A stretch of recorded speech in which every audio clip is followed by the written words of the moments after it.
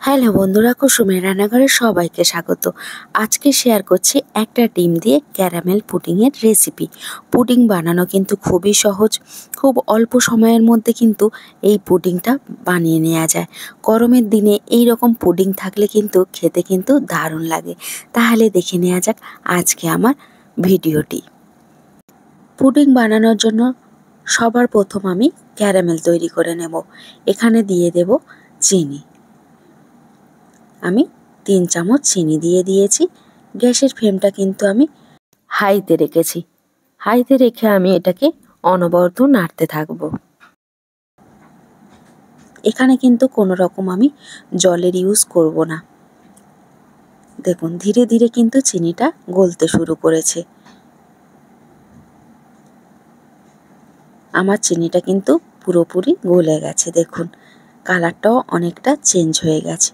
এবার আমি এটাকে একটা কাঁচের বোলে ঢেলে নেব।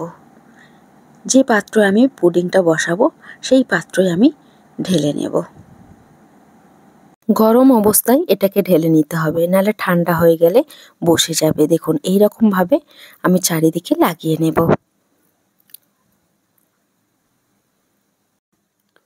এবার আমি এখানে একটা বোল নিয়েছি, একটা ডিম দিয়ে দেব। একটা ডিমের জন্য আমি এখানে 4 চামচ চিনি নিয়ে নেব। আপনারা চাইলে কম বেশি চিনির ইউজটা করতে পারেন, যেরকম মিষ্টি পছন্দ করেন। তারপরে চিনি আর ডিমটাকে খুব ভালো করে আমি ফেটিয়ে নেব। এটা খুব ভালো করে ফেটাতে হবে। দেখুন চিনি আর ডিমটা খুব ভালো করে আমি ফেটিয়ে নিয়েছি। চিনিটা আমার গলে গেছে। এবারে দিয়ে দেব দুধ। আমি অল্প দুধ দিয়ে ভালো করে ফের এটাকে ফেটিয়ে নেব।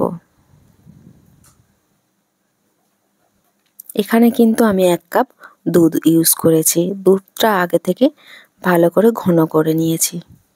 এখানে আমি এবারে দিয়ে দেব অল্প একটু এলাচ পাউডার, যাতে না ডিমের কাঁচা গন্ধটা থাকে। এলাচ পাউডারটা দিয়ে খুব ভালো করে আমি নেড়ে নিয়েছি। তারপর এবার ছাঁকনির সাহায্যে ছেঁকে এটা নেব। অবশ্যই করে এটাকে ছেঁকে নেবেন। ছেঁকে নেওয়ার ফলে পুডিংটা খুব স্মুথ থাকবে।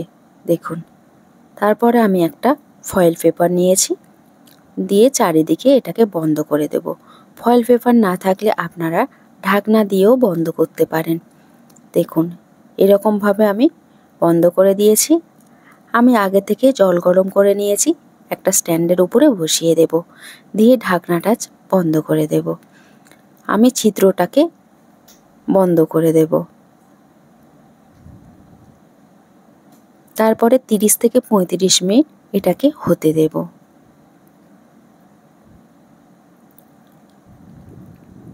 ফিরে এলাম 30 থেকে 35 মিনিট পরে। আর এটা একটু খুলে দেখব। একটা কাঠি দিয়ে আমি চেক করে নেব। দেখুন এটা কিন্তু আমার হয়ে গেছে। আমি এটাকে একটু ঠান্ডা করে ফ্রিজে রেখে দেব 2 ঘন্টার জন্য। 2 ঘন্টা পরে এটাকে আমি, কোনো গরম অবস্থায় এটা কাটতে যাবেন না। ঠান্ডা হয়ে গেলে ছুরি দিয়ে এইভাবে চারিদিকটা কেটে নিতে হবে।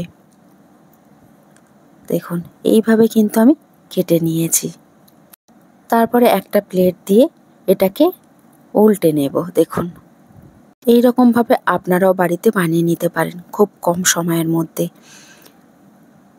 আমার আজকের রেসিপি যদি আপনাদের কাছে ভালো লেগে থাকে অবশ্যই করে কমেন্ট করে জানাবেন। ভিডিওটা ভালো লাগলে লাইক দিয়ে চ্যানেলটাকে সাবস্ক্রাইব করে আমার পাশে থাকবেন। ভালো থাকবেন, সুস্থ থাকবেন। আবার ফিরে আসবো অন্য কোনো রেসিপি নিয়ে।